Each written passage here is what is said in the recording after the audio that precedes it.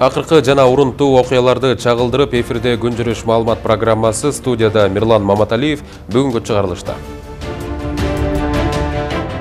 39 адамдын өмүрүн алган учак кырсыгы, мындан 2 жыл мурун дал ушул күнү болгон окуянын курмандыктары эскерилди.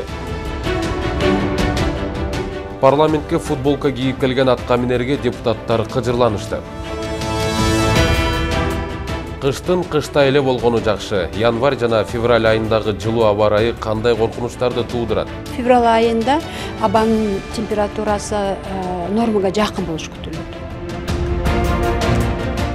Жалал Абад шаарындагы өрт өчүрүүчүлөр жаңы кызматтык кийимдерге муктаж.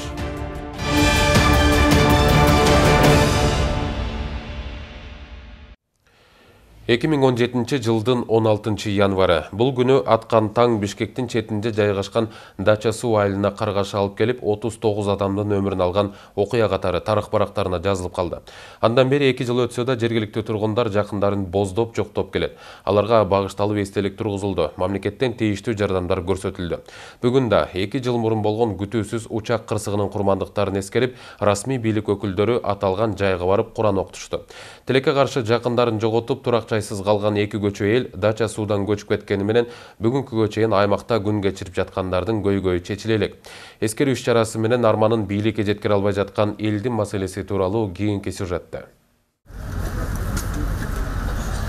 Учактын канаты түшүрүлгөн эстелик, анын төмөн жагына жазылгандардын арасынан жакындарын издеп көзүнө жаш алып, саамга эскерген эл. Мунун баары мындан 2 жыл мурун дал ушул күнү Дача суу айылында болгон каргашанын курмандыктарын, ата-апаларын, балдарын, бир туугандарын жоктоп эскерүүгө чогулгандар. Кандай гана иш-чара болбосун, кечигип барууну салтка айланткан бийлик өкүлдөрү бул иретте жөрөлгөдөн жазган жок. Чогулган элдин эле эмес, маалымат каражаттарынын өкүлдөрүнүн да чыдамы кете баштаганда, биринчи вице-премьер-министр Кубатбек Боронов эл чогулган жайга келди. Бүгүнкү иш-чаранын максаты күтүүсүз болгон учак каргашасынан каза тапкан маркумдарды эскерүү, аларга багыштап Куран окуу. 39 адамдын өмүрүн алган кырсыктын өткөнүнө 2 жыл болсо, албетте курман болгондордун ордун эч ким эч нерсе толуктай албасы бышык. Алар үчүн мамлекет колдон келген жардамын, кенемтелерин төлөп, ал тургай учакка ээлик кылган чет элдик компанияга чейин тийиштүү каражаттарды бөлүп беришкени белгилүү. Жакындарын жоготкондор да жыл сайын бул күндү эскерүү күнү катары белгилешип келет. غير المغضوب عليهم ولا الضالين.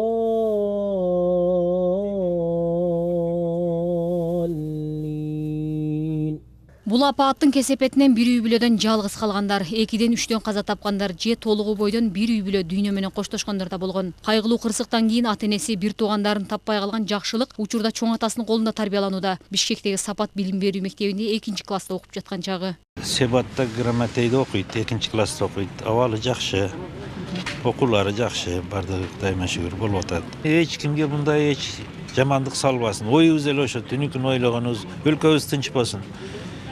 Элибиз тынч болсун, эч ким башка мындай күндөрдү салбасын деп ойлогонум түнүкүнү ошол. Расмий түрдө сөз берилип, элге көңүл айтып, же каалоо тилегин билдирбеген биринчи вице-премьер-министр Кубатбек Боронов маркумдарга Куран окутулган соң журналисттердин суроосуна гана жооп берди. Ага жабырлануучуларга бөлүнгөн кенемте, жергиликтүүлөрдүн көйгөйлөрү тууралуу суроолор узатылды. Бир да бүгүнкү күндө Туркиядан келген, мамлекеттен берилген, элдерден келген акчага ол туура эмес кетти, бирөө жеп ал деген кандайдыр бир доо арыздарды мен бүгүн угуп элекмин. Коопсуздук маселеси боюнча бүгүнкү күндө маселе бар. Мен дайым айтам, мисал катары Дача суу эмес, бул биринчиден Дача суу бул дача. Бүгүнкү күндөгү статусу бул жерде эл туруктуу жашай турган жер эмес. Мисал үчүн илгери Союзновна салынган дача болуп эсептелинет. Экинчиден мындай маселе, биз Дача суунун чечиш үчүн эл туруктуу жашап, кээ бир айыл статусу, шаар статусу бар жерлерди чечишибиз керек. Жаман эл кылып андай бөлбөгүлөсүңөрчү.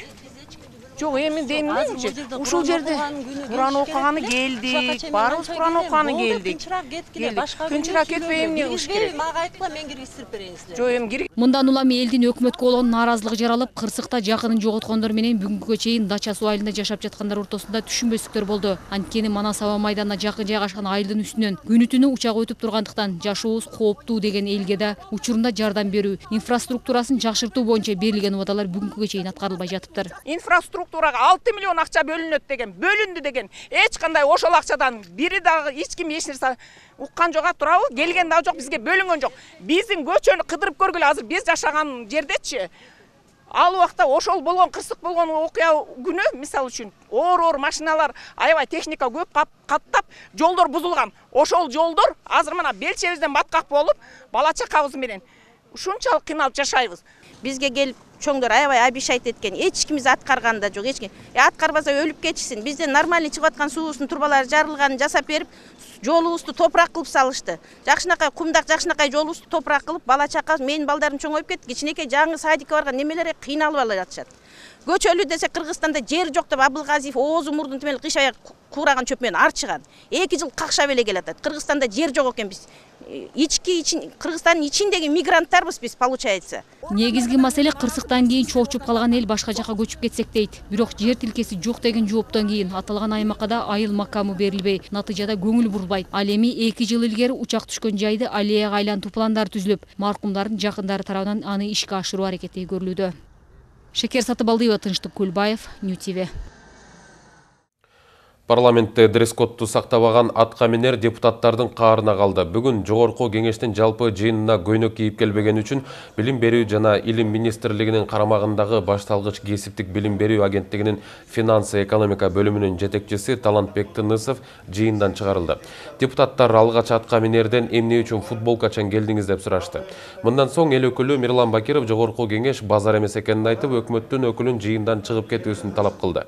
Бул жыйында депутаттар мектепте 9 класстан кийин окубай калган улан кыздарды милдеттүү түрдө кесиптик техникалык окуу жайларында окутуу боюнча мыйзам долбоору каралып жаткан. Сиз командировкадан келдиңизби?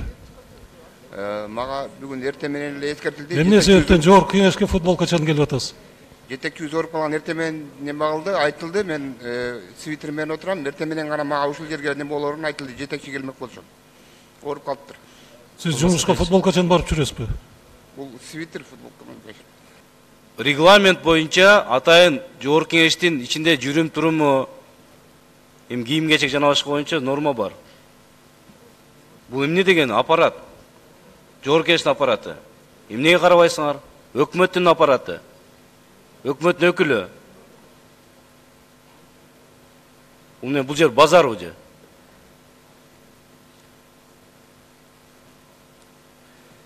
Сиз комитет чечими боюнча да чакырылгандар катарына жок экенсиз, сиз бара берсеңиз болот.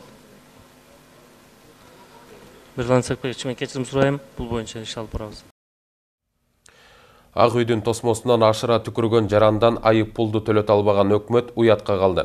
Мындай пикирин бүгүн жогорку кеңештин бүгүнкү жалпы жыйынында депутат Бакыт Төрөбаев билдирди. Эл өкүлү жаңы жылдан тарта ишке кирген 5 кодекс 2 мыйзамдын иштөө механизмдерин ишке ашыра албай жатат деп өкмөттү сынга алды. Ал жаңы мыйзамдардын аткарылышы жана анын тегерегинде жаралган маселелерди парламенттик жыйынга да алып чыгуу керек деген сунушун берди. Ошондой эле жаңы мыйзамдардын аткарылышын парламент көзөмөлгө ар дайым алуу керектигин кошумчалады.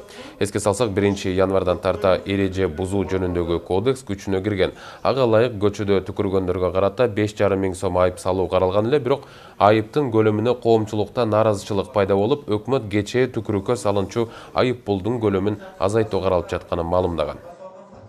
Мына айып пул боюнча мына 5 кодекс менен 2 мыйзам кирди.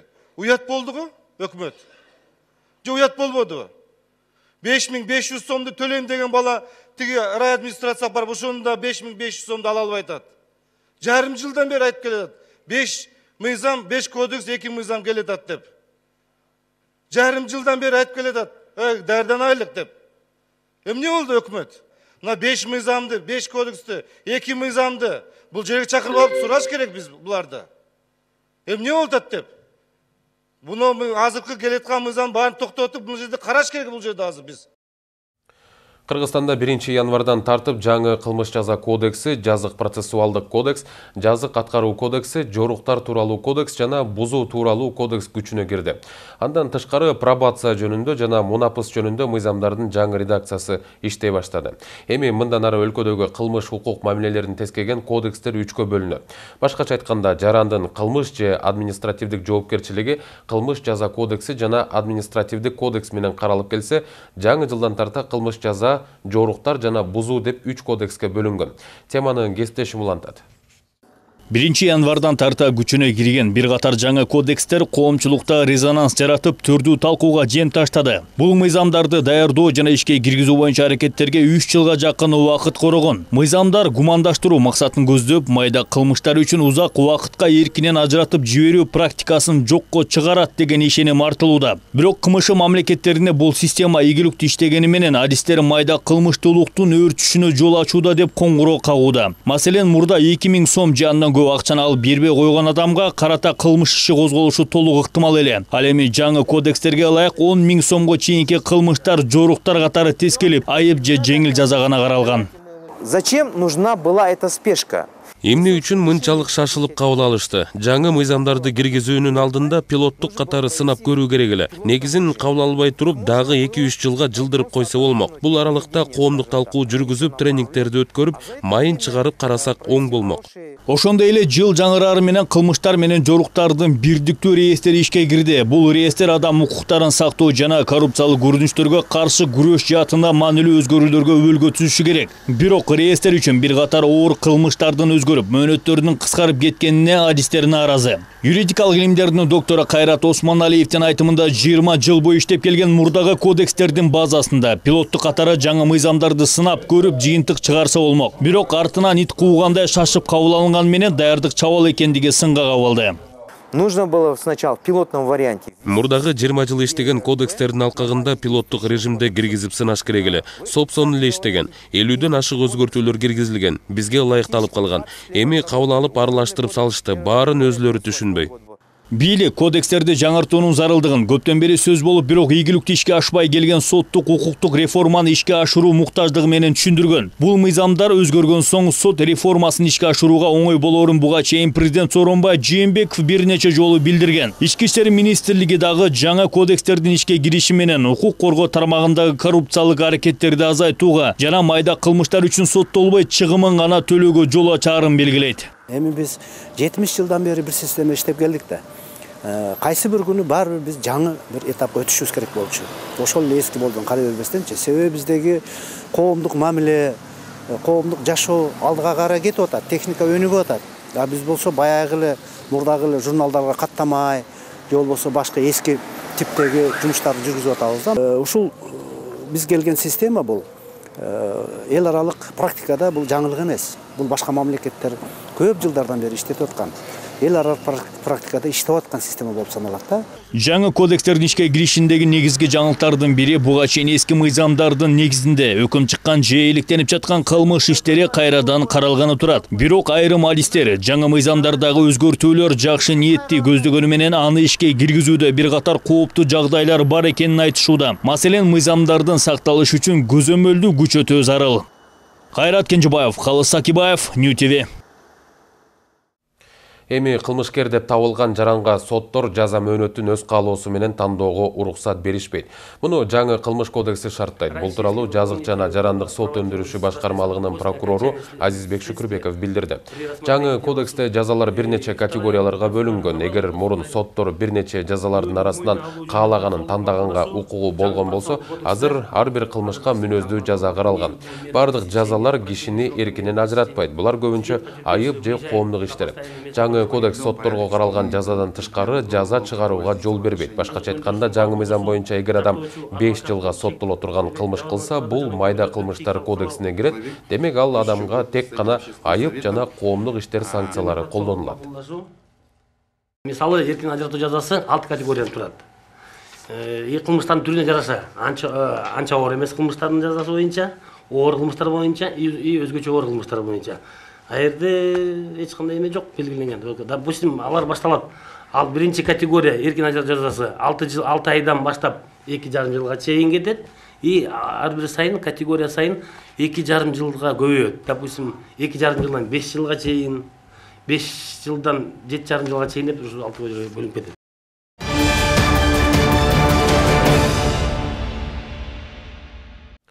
Кайрат Иманалиев маданият, маалымат жана туризм министринин ордун басары болуп дайындалды. Тиешелүү буйрукка премьер-министр Мухаммед Калый Абылгазиев кол койду. Иманалиев 2018 жылдын май айына чейин коомдук телерадио корпорациясынын директорунун ордун басары болуп иштеген.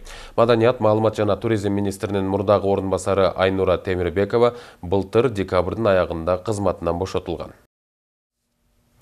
Кыргызстанда орус тилинин расмий макамын алып салуу үчүн референдум өткөрүү сунушталууда. Бул коомдук саясий жана мекенчил күчтөрдүн курултайынын аткаруу комитетинин конституциялык реформа үчүн даярдаган мыйзам долбооруна жазылган 7 сунуштун бири. 15 январда Бишкекте өткөн жыйында коомдук саясий жана мекенчил күчтөрдүн өкүлү Азимбек Бекназаров орус тилинин макамы Бириккен Улуттар уюмунун тили англис тили сыяктуу эл аралык болушу керектигин айтты. Ал белгилегендей, мамлекеттик тил кыргыз тили эле болушу керек. Биздин чыгармачыл топ орус тилинин расмий макамын алуу керекпи деген суроо менен шаар тургундарына кайрылып, алардын пикирин угуп келген. Бир эле мамлекеттик тилди калтырабыз деген сунуш пикирлер айтылып атат. Сиздин оюңуз боюнча кандай? Бул ага эрте го дейм мен. Эрте го да, анткени коомдо андай эме жок го дейм. Даяр эмес го дейм ага. Анткени бүт документтердин баардыгы орусча жазылып атпайбы? Албетте, биз өз кыргыз мамлекети болгондон кийин өзүбүздүн тилибизди барташыбыз керек да. Биз башынан эки тилге көнүп алганбыз да. Бүт документация андай мындайдын баары бизде эки тилде жүргүзүлөт да. Кыргызча, орусча, көбүнчө даже орусча. Анан менимче эки тилде болгону эле жакшы го. Мен да ойлойм, кыргыз тили мамлекеттик тил болгондон кийин орус тилин официалдуу тил кылып берсе болот.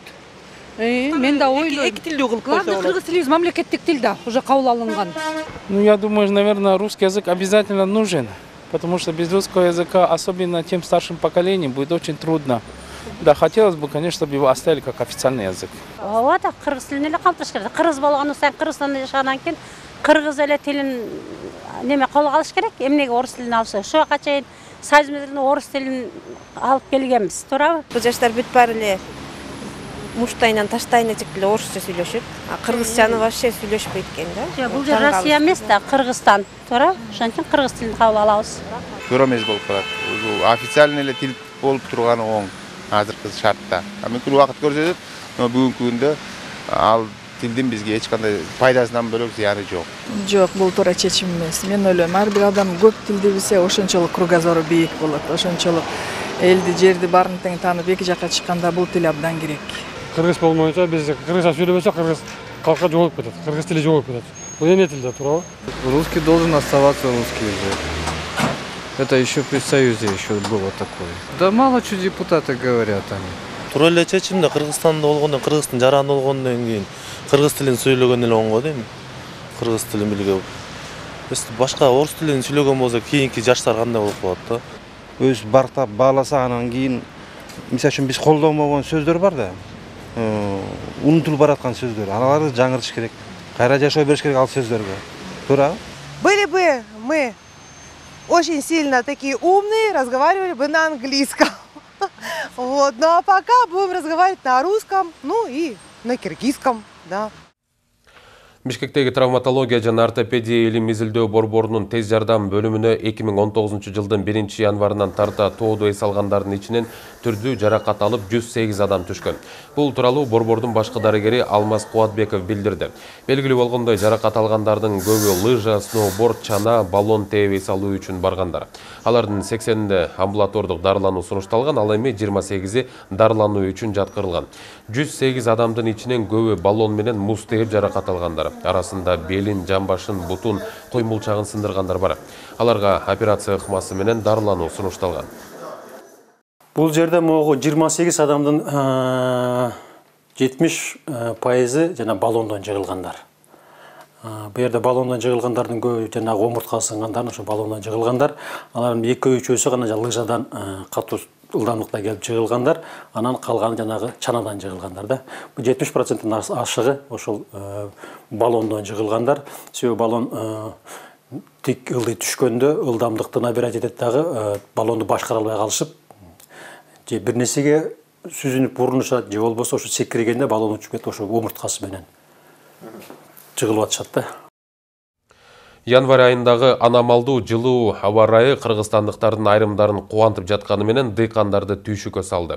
Соңку бир айдан бери кар бир аз себелеп гана жааганы болбосо, кыш мүнөзүн көрсөтө элек. Синоптиктер эми февраль айында да термометр 0-дөн ылдый түшпөйт деп божомол таркатып жатышат. Мындай аба ырайы кандай коркунучтарга алып келиши мүмкүн? Чынара Нурсеитова айтып берет. Кыш кылычын кайрап кирип келе жатканда синоптиктер өткөн жылдагыдай алдыда каттуу суук күтүлөрүн жана кар калың жай тургандыгын божомолдоп жатканын айтышып, кыргызстандыктарды көмүрдү кенен камдап, чокой менен тонду алдын ала даярдап коюуга чакырган. Күз аяктабай жатып, октябрда алгачкы кар түшүп, ноябрда суук күчүн бир аз көрсөткөндө Гидромет агенттиги чилде быйыл адаттан тыш ызгаар менен коштолоорун билдирген эле. Вторая половина по нашему. Кыштын экинчи жарымында биздин божомолдор боюнча каттуу суук күтүлүп жатат. Абанын температурасы түшүп, түнү 0-дон 18 градуска чейин. Ал эми күндүзү 10 градус суук болушу мүмкүн. Бул чүй боюнча божомол. Ал эми түштүк аймагында деле суук болот. Бирок Гидрометтин божомолу оңунан чыкпай, чилденин күнүндө аба ырайы жылуу болуп жатат. Бул кыш көпчүлүгүнө жакканы менен дыйкандар менен багбандарды кабатырга салды. Алар мындай кыштан кийин жазда кайра суук болуп, эгин-тегин бактаракты үшүк алып чыгымга учуратышы мүмкүн дешет. Учурда көпчүлүк жылуу аба ырайынан улам бактарактар ойгонуп көктөп кетпесин деп аларды суугарып жаткан кездери. Күздүк эгиндерге. Мисалы үчүн Чүй өрөөнүндө, Ош областында, Жалал Абад областтарында күздүк эгин себишет.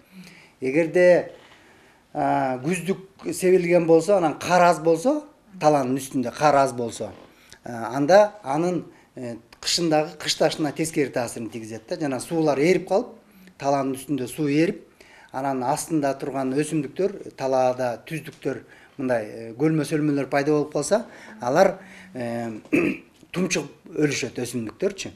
Аны вымакание деп коет орустар. Агрономдор айыл чарбасынын түшүмдүүлүгүнө кыш мезгилиндеги аномалдуу жылуу аба ырайы эмес, көбүрөөк эрте жаздын жаан-чачындуу болуусу таасир этет дешет. Азыркы кездеги кар жөнүндө көп ойлонбой, биз апрель, май, июнь айларында жаан-чачын көп болсо деп тилешибиз керек да. Эгерде март айынын башында кургакчылык болуп кетсе, топуракты кайра айдоого туш келет. Тоң катуу болуп калат да, катып калат. Же болбосо апрель айында мына нокотту себели, анын артынан кызылчаны себели деп турушса, баягы кышында нын көп болгон, бирок өтө кургакчылык болуп курап болуп кетсе, анда жаанды күтүүгө туура келет болот. Мындай аба ырайында электр жарыгы үзгүлтүккө учурабай, элге ыңгайлуу болуп жатканы гана болбосо, катардагы жарандар кыштын кыштай эле болгону жакшы дешет. Чөп шаар, табигый чөптөр ушундан эле да. Керек да, кыштын кыштай болгону жакшы. Эми экономика жагына деле, экология жагына деле бир топ эле чыгым чыгып атат азырчы. Өзүңөр деле угуп атпайсыңар, чымчыктар жазкыдай эле сайрап атат го. Кадимки жаз келгендей эле болуп калды. Албетте кооптонууга орун бар. Эшикте термометр 0-дөн жогору 10 градусту көрсөтүп жатат. Январь айы өткөн жылдагы ушул мезгилге салыштырмалуу бир топ жылуу. Жакынкы күндөргө деле суук күтүлбөй жатат. Кайра эле күн жылып 13 градуска чейин көтөрүлөрүн Кыргыз Гидромет билдирди. Баса февраль айында деле аба ырайы суук болбойт экен. Февраль айында абанын температурасы нормага жакын болуш күтүлөт. Мындай деген ай ичинде абанын температурасы урындордо 3-8 градус суук болуп, абанын күндүзгү температурасы 5-10 градус жылуу болот. 13 жыл декабрь айы, анан 14 жыл январь айында абдан жылуу болгон аба ырайы, анан февраль айында абанын температурасы абдан төмөндөп 2 декада, 2 өңкүлүктө абанын температурасы орындордо түнкү температура 13-18, кээ бир күндөрү 22 градуска чейин суук болот. Болгону 20 январдан 23-нө чейин өрөөндөрдө жамгыр жаап, тоолуу аймактарда кар жаашы мүмкүн. Быйылкы кыш синоптиктердин божомолундай болбой жатканы менен айыл чарбасы кандай чыгымга дуушар болору жазда эле байкалат дешет адистер. Чынара Нурсеитова, Элиза Балбакова, Эрмек Райымбеков, Нью ТВ. Сиздер ушул сааттарга алынган жаңылыктар менен тааныштыңыздар. Кечиңиздер көңүлдүү улансын, саламатта туруңуздар.